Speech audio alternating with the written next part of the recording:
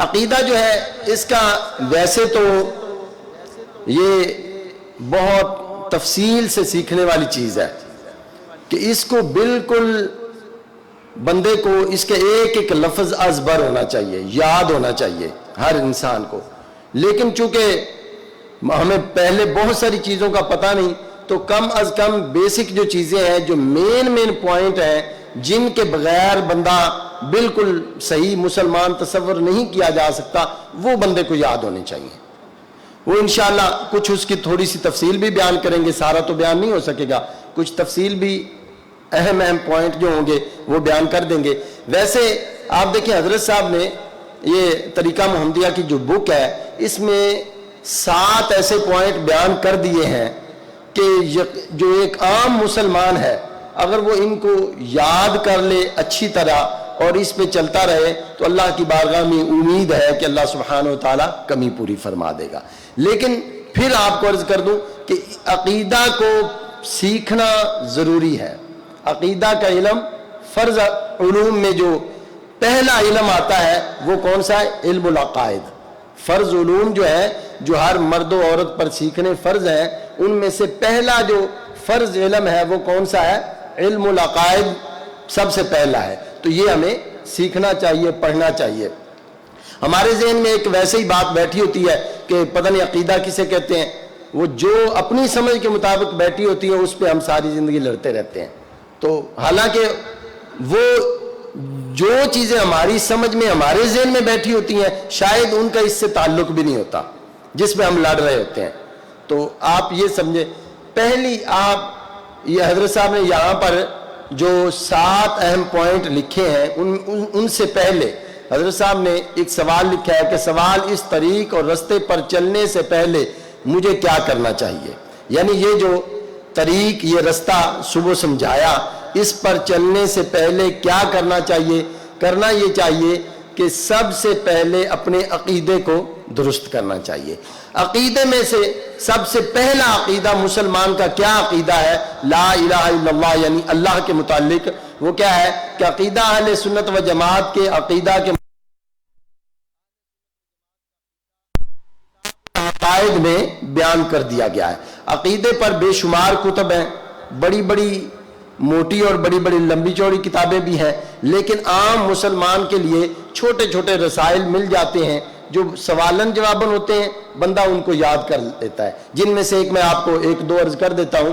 کتاب العقائد مفتی سید نعیم الدین مراد آبادی رحمۃ اللہ علیہ، وہ بڑی آسان اور بڑی عام فہم ہے، ہر مسلمان کی سمجھ میں آنے والی ہے اور بالکل چھوٹی سی جیب میں بھی آپ ڈال کے اسے یاد کر سکتے ہیں. وہ کم از کم لے کر اتنا سا عقیدہ تو بندے کو یاد ہونا چاہیے. اور پہلا یعنی اللہ تعالیٰ کے متعلق اللہ کی ذات اور اس کی تمام صفات پر ایمان لانا، اور کسی کو بھی اس کی ذات میں، صفات میں اور افعال میں شریک نہ ٹھہرانا. اللہ کی ذات میں، اللہ کی صفات میں، اللہ کی افعال یعنی اللہ کے جو کام ہیں ان میں کسی کو شریک نہ ٹھہرانا. یہ پہلا مسلمان کا عقیدہ ہے. یہ یقین رکھنا کہ کوئی مخلوق اس کی طرح نہیں ہے، مخلوق میں سے کوئی بھی اس کی طرح نہیں، اور نہ وہ کسی مخلوق جیسا ہے. یعنی نہ اس کو مخلوق کے ساتھ مثال دی جا سکتی ہے، نہ اس کو مخلوق کے ساتھ، نہ مخلوق کو اس کے ساتھ مثال دی جا سکتی ہے.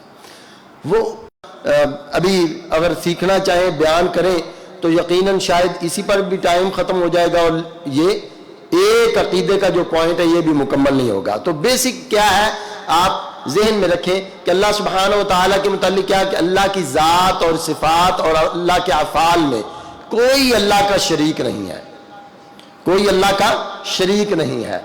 اور یہ یقین رکھنا چاہیے مخلوق میں سے کوئی اس کی طرح نہیں اور وہ مخلوق کی طرح نہیں. یعنی نہ مخلوق کو اس پر مثال قیاس کیا جا سکتا ہے اور نہ اس کو مخلوق پر.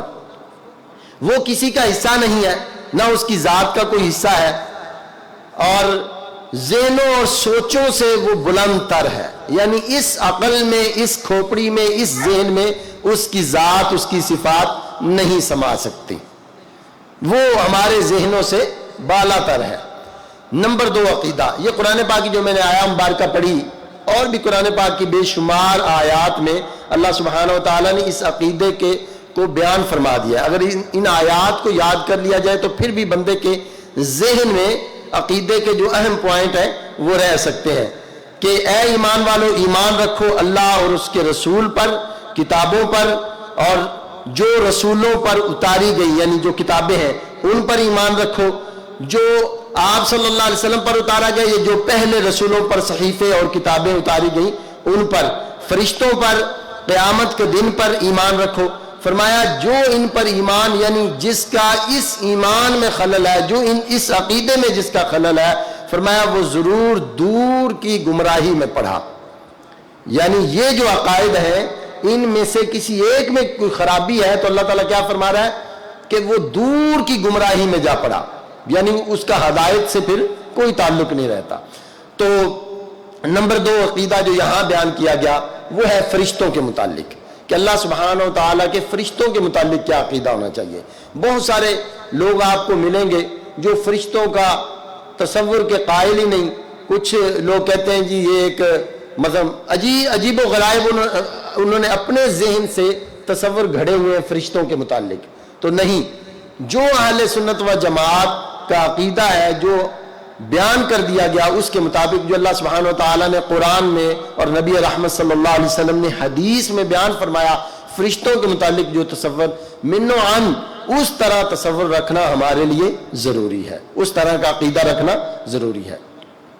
اس کے تمام فرشتوں پر ایمان لانا, یہ کہ وہ سب معصوم ہیں, یعنی اللہ تعالیٰ کے تمام فرشتوں پر ایمان لانا, سارے کے سارے فرشتوں کی تعداد کا ہمیں علم نہیں ہے, بس یہ کہہ لینا کافی ہے کہ اللہ سبحانہ و تعالیٰ کے جتنے بھی فرشتے ہیں, جتنے بھی اللہ سبحانہ و تعالیٰ نے فرشتے پیدا فرمائے, وہ سب کے سب پر ہم ایمان لاتے ہیں اور وہ معصوم ہیں, یعنی اللہ تعالیٰ نے ان کے اندر گناہ کا مادہ نہیں رکھا, وہ گناہ غلطی اللہ کی نافرمانی نہیں کرتے, ان کی عبادت سب کچھ یہی ہے اللہ کی فرما برداری, ان کی غذا, ان کا سونا اٹھنا سب کچھ کیا ہے اللہ کی فرما برداری, یعنی وہ اللہ کے فرما بردار ہیں اور معصوم ہے, کبھی وہ غلطی اس طرح نہیں کرتے اور وہ اللہ کی نافرمانی نہیں کرتے, جو حکم ملے اسے پورا کرتے ہیں, یعنی اللہ تعالیٰ کے حکم کے وہ منتظر رہتے ہیں,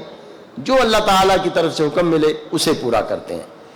اسی طرح نمبر 3 تیسرا عقیدہ کتابوں کے متعلق, یعنی ایک تو تورات, انجیل, زبور اور قرآن حکیم. عام ہمیں یہی پتا ہوتا ہے کہ یہی, اس کے علاوہ بہت سارے صحیفے انبیاء پر نازل ہوئے, انبیاء کو عطا کیے گئے, ان صحیفوں پر بھی ایمان رکھنا ضروری ہے, یعنی کتابوں پر. تمام آسمانی کتابیں جو اللہ تعالیٰ نے نازل فرمائی ہیں ان پر ایمان لانا, لیکن پیروی صرف اور صرف قرآن مجید کی ہوگی. ایمان ہم سب پر رکھتے ہیں, سب پر ایمان لاتے ہیں, جو بھی اللہ تعالیٰ کی طرف سے نازل ہوا, انبیاء اور رسولوں پر جو بھی آیا سب پر ہم ایمان رکھتے ہیں, لیکن پیروی ہم صرف اور صرف کس کی کریں گے؟ قرآن حکیم کی. احکام ہم پر کون سے ہیں؟ جو قرآن حکیم میں ہیں, پیروی ہم صرف, اور یہ آخری کتاب ہے. قرآن حکیم پر یہ بھی ایمان رکھنا کہ یہی آخری کتاب ہے, اس کے بعد کوئی کتاب نازل نہ ہوئی ہے اور نہ کبھی ہوگی. اور پہلی جو کتابیں ہیں ان پر ایمان تو ہم رکھتے ہیں لیکن وہ منسوخ ہو چکی. کیا ہو چکی؟ یعنی ہمارے لیے ان پر عمل کرنا نہیں ہے, ہم نے ان پر, کیونکہ ہمارے لیے وہ منسوخ ہو چکی, ہم نے ان پر صرف ایمان رکھنا ہے, جیسے تورات, انجیل, زبور وغیرہ. نمبر 5 رسولوں پر عقیدہ, یعنی اللہ کے تمام رسول اور تمام انبیاء جو ہیں کسی ایک کا بھی ہم انکار نہیں کرتے, سب پر ایمان رکھنا یہ ضروری ہے. جیسے کہ قرآن حکیم میں اللہ فرماتا ہے آمن الرسول بما انزل الیہ من ربہ والمؤمنون کل آمن باللہ ورسولہ, سارے کے سارے رسولوں پر جو ہے وہ ہم ایمان رکھتے ہیں. تو اللہ تعالیٰ کے تمام انبیاء رسولوں پر ایمان لانا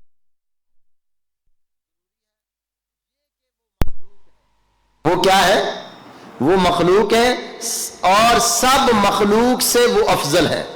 تمام لوگوں سے وہ افضل ہے اور گناہ سے پاک ہیں، لیکن اب پیروی اور اتباع آقا دو جہاں اور انبیاء اور رسولوں کے امام حضرت محمد مصطفیٰ معصوم جاننا یہ ضروری ہے، ان پر ایمان، ان کی محبت دل میں رکھنا کہ وہ اللہ کے نبی ہیں، اللہ کے رسول ہیں، لیکن اتباع اور پیروی ہم نے کس کی کرنی ہے؟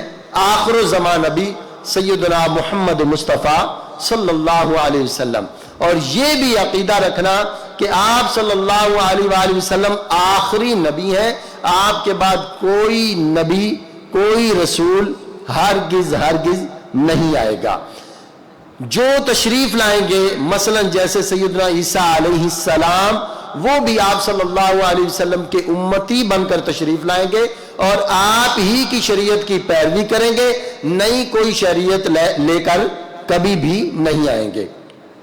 یہ بھی عقیدہ رکھنا کہ کوئی بھی ذلی بروزی کسی قسم کا کوئی بھی نبی نہیں آ سکتا، یعنی آپ صلی اللہ علیہ وسلم کے بعد ہمیشہ کے لیے نبوت کا دروازہ بند ہو چکا ہے۔ آپ خاتم النبیین ہیں، یعنی خاتم النبیین سے مراد کیا ہے کہ آپ صلی اللہ علیہ وسلم جب تشریف لائے تو آپ کے ذریعے اللہ تعالیٰ نے وہ نبوت کا دروازہ ہی بند کر دیا، نہ کہ خاتم النبیین کا یہ مطلب کہ آپ نبیوں پر مہر کرنے والے، یعنی جو ایک جز کچھ لوگ لیتے ہیں اس عقیدے، کہتے ہیں کہ صرف وہ مہر کرنے والے جس پر وہ مہر کر دے وہ نبی بن گیا، تو لہذا ان کے بعد بھی جس پر وہ مہر کر دے وہ نبی نہیں۔ خاتم النبیین کا معنی اور مفہوم کیا ہے کہ آپ صلی اللہ علیہ وسلم کے ذریعے اللہ تعالیٰ نے نبوت کا دروازہ ہمیشہ کے لیے بند فرما دیا۔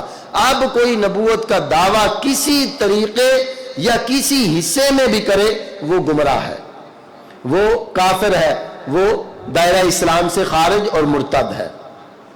تو تمام رسولوں پر، اسی طرح قیامت کے دن پر، قیامت کے دن کا تصور یاد رکھیں، آج کے دور میں بھی جبکہ سائنس بھی اتنی عروج پہ چلی گئی، سب کچھ جانچنے کے لیے بہت چیزیں بھی موجود ہیں، آج کے دور میں بھی لوگ قیامت کے منکر ہیں، قیامت کا انکار کرتے ہیں۔ تو قیامت پر بھی اللہ سبحانہ و تعالیٰ نے جیسا کہ قرآن حکیم میں فرمایا اور ہمیں بچپن سے ہی سکھایا گیا، آمنت باللہ و ملائکتہ و کتبہ و رسلہ والیوم الآخر، آخرت کے دن پر، قیامت کے دن پر ایمان لانا یہ بہت ضروری ہے۔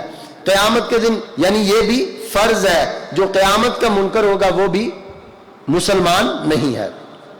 قیامت کے دن پر ایمان لانا کہ اس دن سب مخلوق اللہ کے دربار میں حاضر ہوگی، ساری کی ساری مخلوق، چاہے وہ ڈوب کر دنیا سے گئے، پانی میں ڈوب کر، چاہے ان کو کوئی درندہ کھا گیا، چاہے وہ جلا دیے گئے۔ جی کچھ لوگ جلا کر یہ عقیدہ رکھتے ہیں نا کہ جن کو جلا دیا گیا ان کو اللہ کیسے زندہ کرے گا، وہ تو جلا دیے گئے، ان کی جو خاک تھی وہ گنگا میں ڈال دی گئی۔ نہیں، جس طریقے سے بھی وہ دنیا سے چلے گئے، جو دنیا میں آیا ہے اور دنیا سے جس طریقے سے بھی گیا، اس کو اللہ سبحانہ و تعالیٰ قیامت کے دن اسے اللہ کے سامنے حاضر ہونا ہے، اللہ اسے زندہ فرمائے گا اور قیامت کے دن وہ اللہ کے سامنے حاضر ہوگا، اور اللہ سبحانہ و تعالیٰ اس دن حساب و کتاب فرمائے گا۔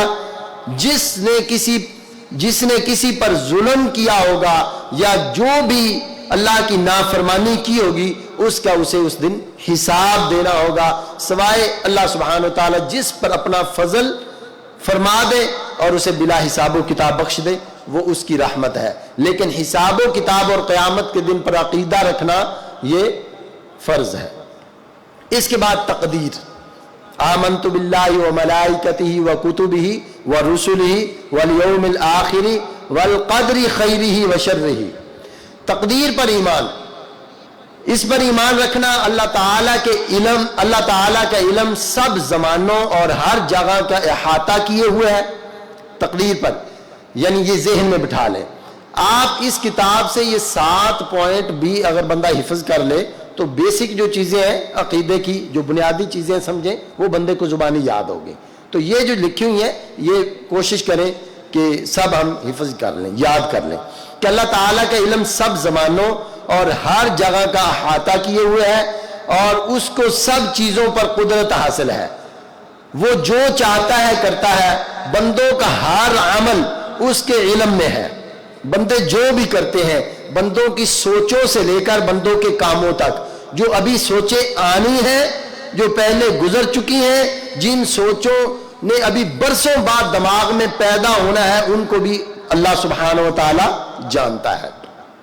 یعنی ہر عالم ہمارا جو عمل ہے وہ اس کے علم میں ہے، لیکن بندہ عمل اپنے اختیار سے کرتا ہے، عمل اپنے اختیار سے جو ہم نے عمل کرنا ہے وہ اس کے علم میں ہے، لیکن عمل جو ہے وہ بندہ اپنے اختیار میں کرتا ہے، جیسا کہ ہمیں طریق میں پہلے بتایا جاتا ہے کہ اللہ تعالیٰ نے عالم ارواح میں ہمیں نیکی اور بدی کا اختیار دیا، تو عمل جو ہے وہ بندہ اپنے اختیار سے کرتا ہے۔ اللہ تعالیٰ کسی کو مجبور نہیں کرتا کہ اپنی مرضی سے بندے کو یہ اختیار دیا گیا ہے کہ وہ چاہے تو نیکی کرے چاہے تو برائی کرے، یعنی اللہ کسی کو مجبور نہیں فرماتا، کسی کا ہاتھ پکڑ کے یہ ارشاد نہیں فرماتا کہ تو یہی کر، یعنی اللہ نے اختیار دے دیا ہوا ہے، تو بندہ اپنی مرضی سے عمل اختیار کرتا ہے۔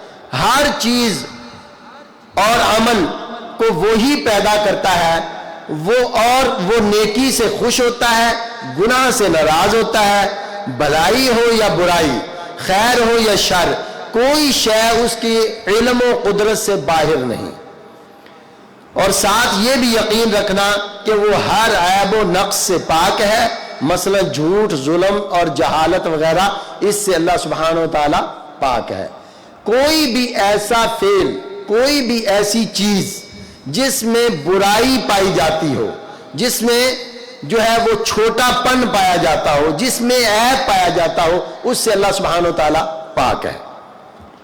اسی طرح موت کے متعلق یہ تقدیر، اور آگے موت کے متعلق بندے کا عقیدہ، یہ تو ہر کافر کا بھی ہے کہ میں نے مرنا ہے، اتنا تو ہر ایک کو پتا ہے، موت کا کوئی انکار نہیں کر سکتا۔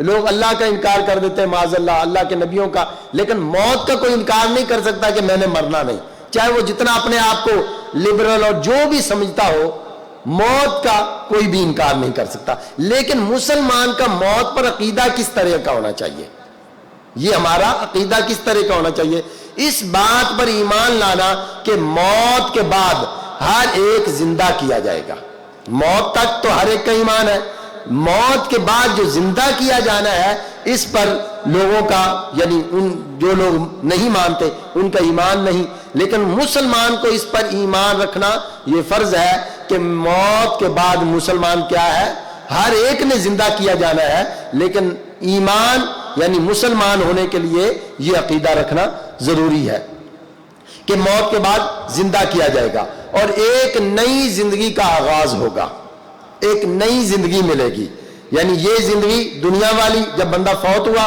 یہ ختم ہو گئی، اب موت کے بعد جب زندہ کیا جائے گا تو ایک قبر کی زندگی، قبر کے بعد پھر قیامت کی، جیسا کہ طریق میں یہ بتایا جاتا ہے، اب آپ کو یہ بھی 5 زندگیاں بھی بتائی جائیں گی بعد میں انشاءاللہ کسی سیشن میں، کہ قبر کی زندگی، قیامت کے دن کی زندگی، پھر اس کے بعد میزان، پھر قنطرہ، پھر اس کے بعد حساب و کتاب کے بعد پھر جنت یا دوزخ، تو موت کے بعد ایک نئی زندگی کا آغاز ہوگا جس کے بعد پھر موت نہیں۔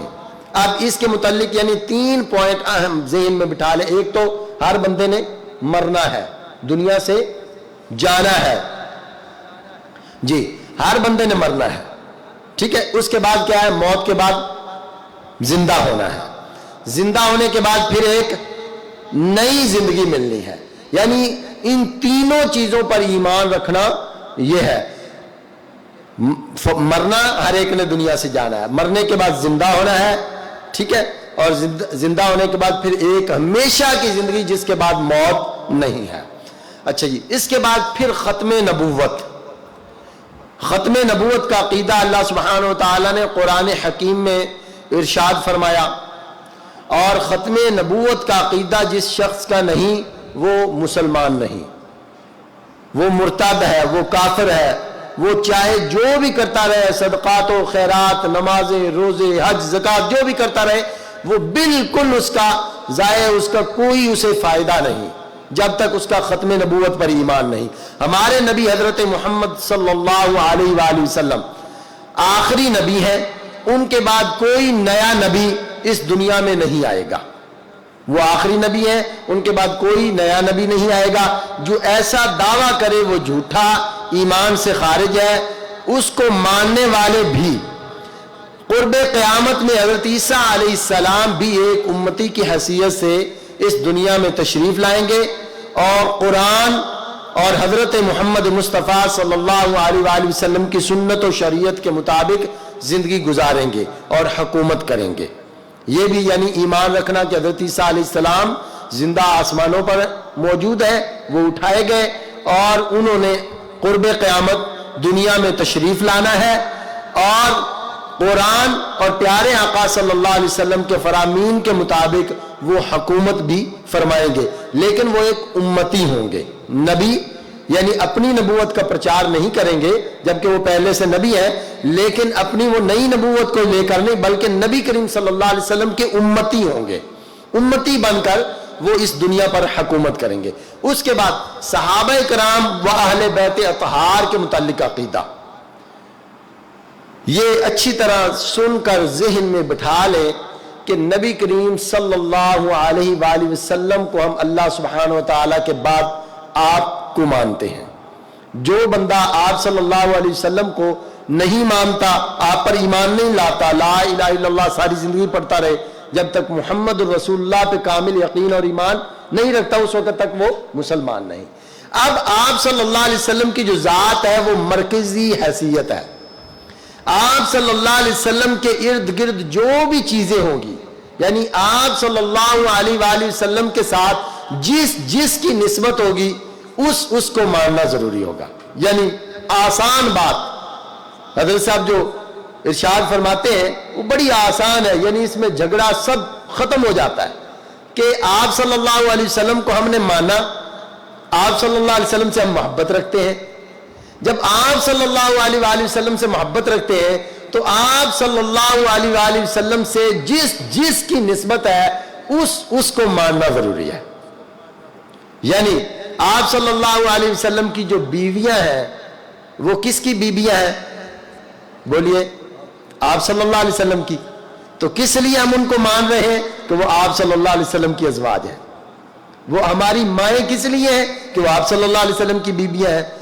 نبی کریم صلی اللہ علیہ وآلہ وسلم کے جو اہل بیت ہیں، یعنی سیدنا علی رضی اللہ تعالیٰ عنہ، سیدہ فاطمہ الزہرا رضی اللہ عنہا، سیدنا امام حسن رضی اللہ عنہ، سیدنا امام حسین رضی اللہ عنہ، یہ سارے کن کا خانوادہ ہے، کن کے چشم و چراغ ہیں، کس گھر کے یہ چشم و چراغ ہیں؟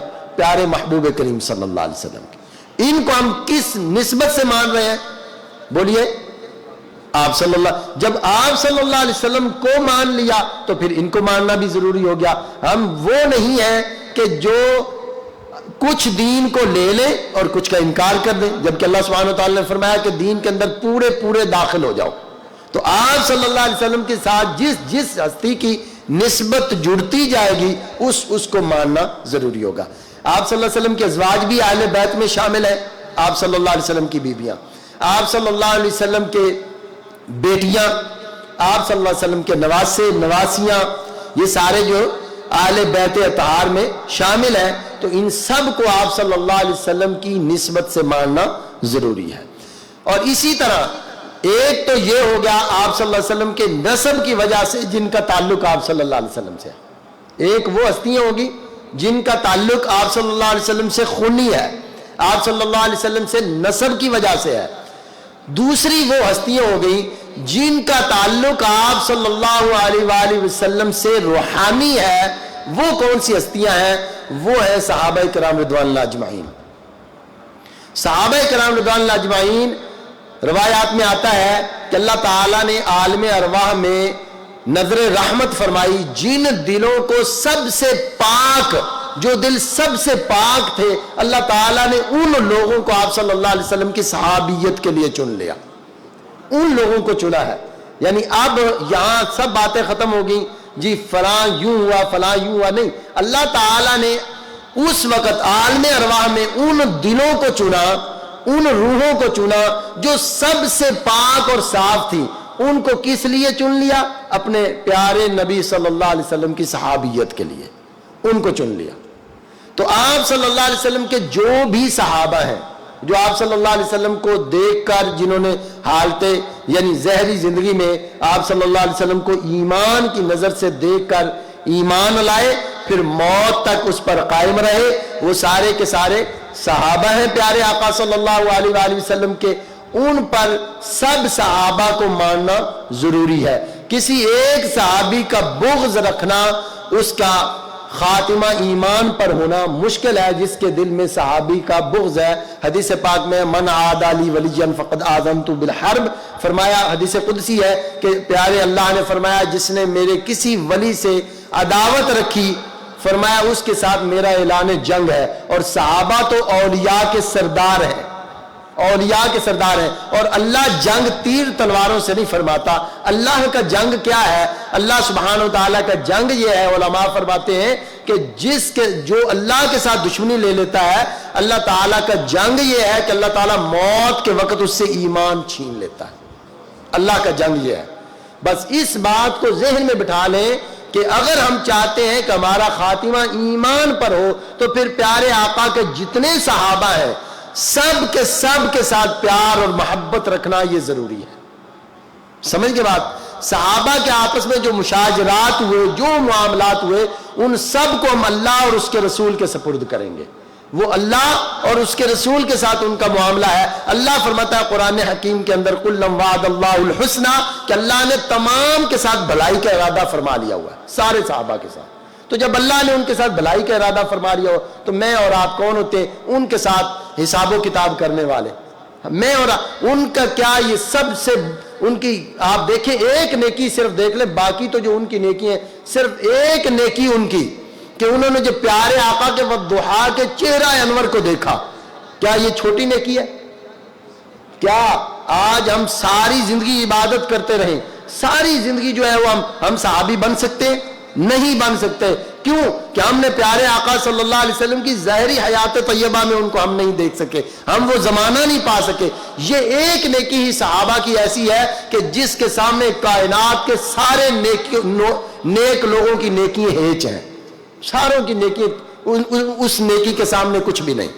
سمجھ کے بات؟ تو اس لیے پیارے آقا صلی اللہ علیہ وسلم کے سارے صحابہ پر ایمان لانا یہ ضروری ہے. باقی ان کے معاملات، ان کے مشاجرات جو صحابہ کے آپس میں ہوئے وہ اللہ اور اس کے رسول کے سپرد ہے، وہ ان کا اور ان کے رب کا معاملہ ہے. تو اور یہ بھی ایمان رکھنا کہ سارے کے سارے صحابہ جنتی ہیں. سارے کے سارے صحابہ کون ہیں؟ جنتی ہیں. یہ بھی. اور اسی طرح جو صحابہ کرام رضوان اللہ اجمعین کی برائی کرے وہ لعنتی ہے. وہ کون ہے؟ لعنتی ہے، ملعون ہے. یعنی قرآن حکیم میں ہے ان الذین یؤذون اللہ ورسولہ لعنہم اللہ فی الدنیا والآخرہ. ٹھیک ہے؟ تو بہرحال جو صحابہ کرام رضوان اللہ اجمعین کو کافر کہے وہ خود کافر ہے. اسی طرح اہل بیت سے محبت دنیا و آخرت میں باعث سعادت ہے، اور ان کا بغض اور بے ادبی جو ہے وہ انتہائی بدبختی ہے. اور اسی طرح پھر اولیاء اللہ کے متعلق، اللہ کے جو دوست ہیں ان کے متعلق عقیدہ رکھنا کہ وہ اللہ کے دوست ہیں، یعنی حسن ظن رکھ کے کہ یہ اللہ کے دوست ہیں، اللہ کے ولی ہیں، ان کا ادب کرنا. یعنی اللہ کے ولی کون ہیں؟ جو نبی کریم صلی اللہ علیہ وسلم کی شریعت اور ان کی سب سے بڑی نشانی کیا ہے کہ وہ نبی کریم صلی اللہ علیہ وسلم کی شریعت اور سنت کے اپنے آپ کو تابع رکھتے ہیں. ولی کے لیے کرامت دکھانا ضروری نہیں ہے. سمجھ گئے؟ کرامت دکھانا کوئی ضروری نہیں ہے. ولی کی سب سے بڑی نشانی یہی ہے کہ وہ نبی اللہ سبحانہ و تعالیٰ کی پیارے آقا صلی اللہ علیہ وسلم کی شریعت جو ہے اس کے اپنے آپ کو تابع رکھتا ہے اور پیارے آقا صلی اللہ علیہ وسلم کی سنت کے مطابق اپنی زندگی کو گزارتا ہے. اور اولیاء شیطان کون ہے؟ کہ جو ولایت کے دعوے بھی کرتے ہیں اور آپ صلی اللہ علیہ وسلم کی سنتوں کو پامال کرتے ہیں، شریعت کو پامال کرتے ہیں اور کہتے ہیں کہ ہمیں نمازوں کی کوئی ضرورت نہیں، ہماری تو پڑھی ہوئی ہیں. یہ سب لوگ اولیاء شیطان ہیں. اب جو ہے جی ٹائم ختم ہو جی، تو نماز کا ٹائم ہو رہا ہے. تو یہ بیسک 7 پوائنٹ اسی کتاب میں موجود ہے. ویسے تو میں نے بیان کرنے تھے، ابھی کافی سارا باقی تھا پھر کسی وقت انشاءاللہ. تو بہرحال آپ کو بتا دیا ہے کہ کتاب العقائد ہر بندہ لے کر اپنی جیب میں رکھے یاد کرنے کے لیے، جب یاد ہو جائے پھر گھر میں رکھ دیں. تو اللہ سبحانہ وتعالی مجھے اور آپ کو عمل کی توفیق عطا فرمائے. یہ جو ہماری 4 شرائط ہیں ان میں سے پہلی شرط آج بیان ہوئی. اللہ سبحانہ وتعالی